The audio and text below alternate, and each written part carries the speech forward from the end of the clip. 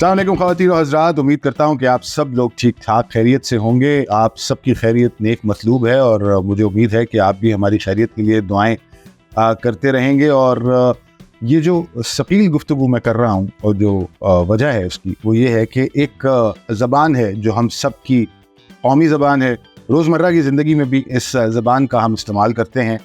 ये वो लहजा है जिसमें मुख्तलिफ़ लोग इस वतन अज़ीज़ पाकिस्तान में एक दूसरे से बात करते हैं। ये एक अंदाज़ है हम सब का एक दूसरे से राबता बरकरार रखने का। वही ज़बान आजकल काफ़ी मसाइल से गुज़र रही है और वो मसाइल क्या हैं उस पे मैं और मेरे दोस्त शाहिद ख्वाजा मिलकर कुछ रोशनी डालना चाहेंगे। उसकी वजह ये है कि हमने ये अंदाज़ा लगाया शाहिद कि बहुत सारे मुख्तलिफ़ मुल्कों का कंटेंट जो है जी या उनकी जो भी मुख्तलिफ़ अक़साम की वीडियोज़ हम देखते हैं उन सब में मुख्तलिफ़ लहजे, मुख्तलिफ़ बात करने के अंदाज़, मुख्तलिफ़ डायलैक्ट्स इस्तेमाल होते हैं और जिसकी वजह से उर्दू ज़बान जो है वो तब्दीली के एक सफ़र से गुज़र रही है। बिल्कुल सही। अच्छा, इसमें मज़े की बात ये कि ये हम संजीदा गुफ्तगू की तरफ चले गए हैं, लेकिन जो सबसे ज़्यादा असरअंदाज हो रहा है वो हो रहा है पड़ोसी मुल्क का लहजा। बहुत ज़्यादा उसको किस तरह, क्या हमें इसको कबूल कर लेना चाहिए? नहीं, मेरा नहीं ख्याल कि इसको कबूल करना चाहिए। बात यह है कि उर्दू हमारी दफ़ा कबूल है कह सकते हैं, ये भी कह सकते हैं, लेकिन बात यह है कि देखो उर्दू एक तो हमारी कौमी ज़बान है, ये और बात है कि सरकारी ज़बान नहीं है। सरकारी जो भी सेशन हम देखते हैं उनमें ज़्यादातर किस सरकार की बात कर रहे हो? जो सरकार होती है, अच्छा, जो भी सरकार होती है तो वो सारी जो है वो अपनी ज़बान में बात कर रही होती है, अंग्रेज़ी ज़बान में। खैर, बात उर्दू की है। उर्दू में सिर्फ तकरीरें होती हैं, जलसे होते हैं, जुलूस होते हैं। उर्दू में ये है कि हम हमारे बच्चे जो है ना बेचारे कंफ्यूज हैं। अच्छा, हमारे बच्चे यूं कंफ्यूज हैं कि जैसे अक्सर वेशतर होता है। क्या कहते हैं वो? मुझे कुछ नहीं कहते। एक दफ़ा मेरा बेटा मेरे पास आया और वो कहने लगा, दिखाने लगा कोई रील। पापा कहते हैं? पापा कहते हैं? पापा। तो फिर कंफ्यूजन किस बात? नहीं, कंफ्यूजन इस बात की है कि वो मुझे रील दिखा रहा था। अच्छा। कह रहे देखे ज्वालामुखी फट रहा है। मैंने कहा बेटा ये ज्वालामुखी नहीं है, इसको उर्दू में आतिश फिशा कहते हैं। सही।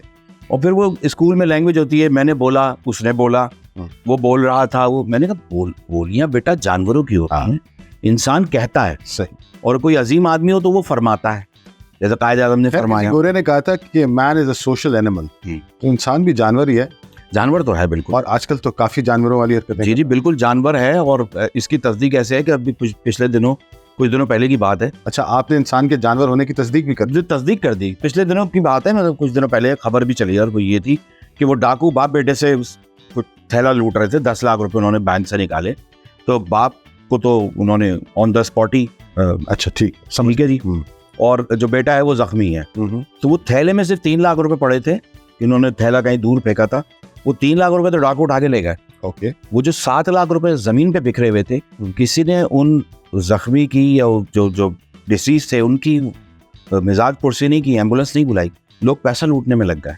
तो हम लोग जानवर हो चुके हैं, हम मान नहीं रहे। हमारे अंदर बहुत सारी चीजें हैं जो हम करना नहीं चाहते हैं या कुछ हो जाता है। मतलब हम एक्चुअली हम सारे डोनट हो गए। डोनट को उर्दू में क्या कहते हैं?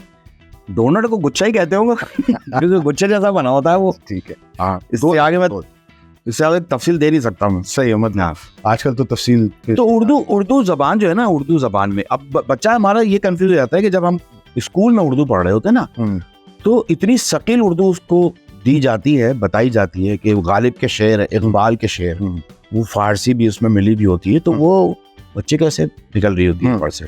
वो आसान लफ्जों में नहीं होती।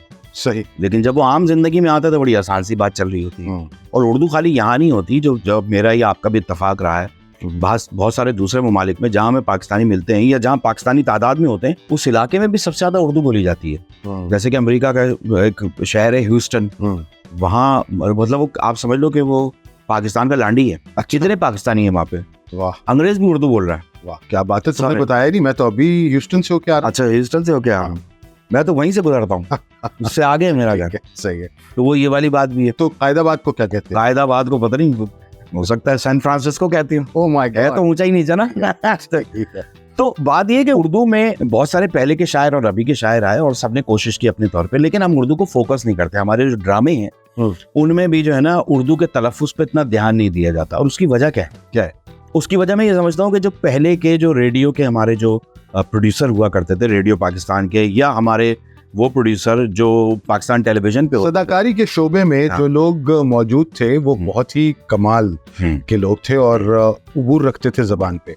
अब अनफॉर्चुनेटली जो लोग इस पेशे से वाबस्ता हैं उनके लिए शायद ये सिर्फ पेशा है। बिल्कुल, मैं माजरत के साथ बहुत सारे हमारे सीनियर कॉलीग्स भी हैं जो बहुत अच्छा काम कर रहे हैं, लेकिन ज़बान के ऊपर शायद फोकस या ध्यान उस तरह से नहीं दिया जा रहा जिस तरह से दिया जाना चाहिए। बिल्कुल सही बात है, बिल्कुल सही बात। अब सिलसिला ये होता है कि पहले के जो डायरेक्टर या प्रोड्यूसर थे, आप फ़र्ज़ कीजिए ना मिसाल के तौर पे कि इकबाल लतीफ़ साहब हैं या कोई भी पीटीवी के डायरेक्टर शुएब मंसूर साहब हैं, एक तो उनका अपना तजुर्बा और इल्म, और फिर जो राइटर होता था बानो मुंशी, शाद अहमद, अमजद इस्लाम अमजद, डॉक्टर अनवर सज्जाद, बड़े नाम, तो उनका इंटेलेक्ट बहुत अलग होता था। हसीना मोइन, उनकी उर्दू, उनका इंटेलेक्ट मुख्तलिफ होता था और बहुत अजीम होता था। और एक्टर को वो तलफ़ुज़ ठीक कराते थे जी। जैसे कि ऐसी कई जगह होता है कि वो छोटे काफ और बड़े काफ का फ़र्क ख़त्म कर देते हैं। जैसे छोटे काफ से कैंची कह दिया, कैंची है, कैंची। छोटे काफ से सिर्फ कुत्ता होता है, कुत्ता है, कुत्ता नहीं होता, और भी चीजें होती हैं, लेकिन कुत्ता भी छोटे। इसी तरह और भी चीजें, जैसे हम आम फहम में कह रहे होते हैं कत्ल कत्ल कत्ल, वो कत्ल है, कत्ल अलग से कर दूंगा, हो जाएगा किसी न किसी, मुझे लगता है हो जाएगा।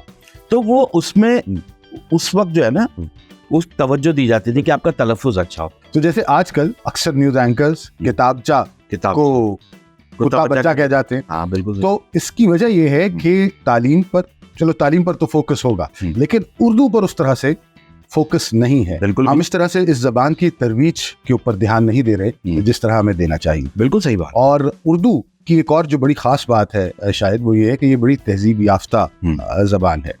जैसे कि अब मैं आपसे ये यूं कहूँ कि आइए तशरीफ रखिए, तो आप बिल्कुल बुरा नहीं बनाएंगे। बिल्कुल। लेकिन अगर मैं कुछ और अल्फाज का इंतखाब करूँ, तर्जुमा करें आप, तो आपके लिए काफ़ी बाइस से जी हैरत भी होगा और शायद आपको तशवीश भी। जी, मैं गुस्से से लाल पीला भी हो सकता हूँ, गुस्से से लाल जी हो सकता, मैं खड़ा भी हो सकता हूँ गुस्से में। एक बात है ना आदमी। तो मैं ये बता रहा था कि ये जो पहले के जो डायरेक्टर थे, हाँ जो पहले के डायरेक्टर रखिए, ठीक है जी, जो पहले के डायरेक्टर थे जी, वो एक्टर को सिखाते थे अच्छा कि आपने ये तलफ़ुज़ रखना है। अब डिफरेंस ये आ गया है कि डायरेक्टर की जो तालीम है वो कम है, एक्टर की तालीम ज्यादा है। अच्छा, क्योंकि वो ज्यादा अच्छा पढ़ लिख के आ गए, और अब डायरेक्टर उनको बताए कैसे कि आप ये तलफ़ुज़ दें। वो खुद कच्चा हुआ हुआ, वो खुद कंफ्यूज हुआ हुआ है कि मैं किस तरह बात करूं।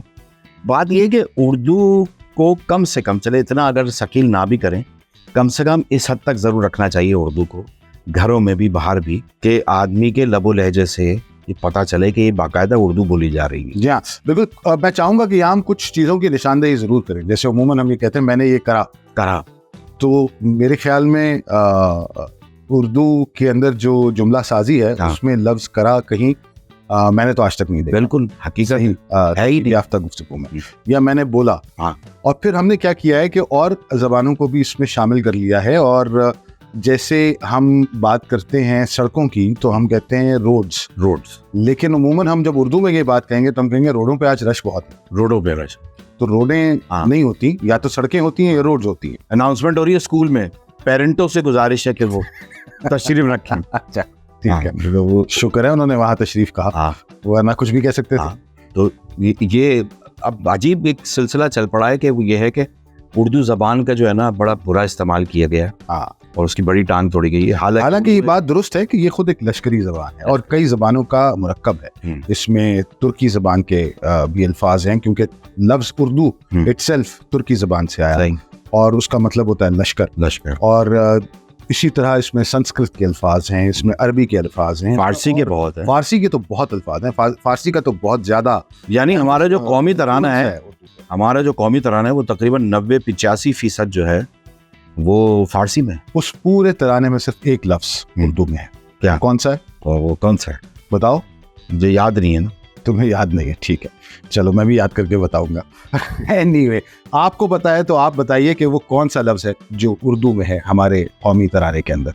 ये सवाल हम आज छोड़े जा रहे हैं। इस गुफ्तगू का मकसद शायद हम अपने जो अंदाज है हमारे प्रोग्राम का उससे ज़रूर हटे हों, लेकिन हमें लगता था कि ये मौजू बहुत ज़रूरी है, इस पर बात करना बहुत ज़रूरी है, क्योंकि अपनी जो हमारी रिवायात, तहजीब है और हमारी ज़बान, ये किसी भी कौम की शनाख्त होते हैं।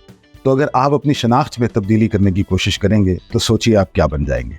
ऑन दिस नोट मुझे और शायद ख्वाजा को दीजिए इजाज़त। इंशाल्लाह ज़िंदगी बखैर अगले प्रोग्राम फन की टंकी में हम ज़रूर मिलेंगे।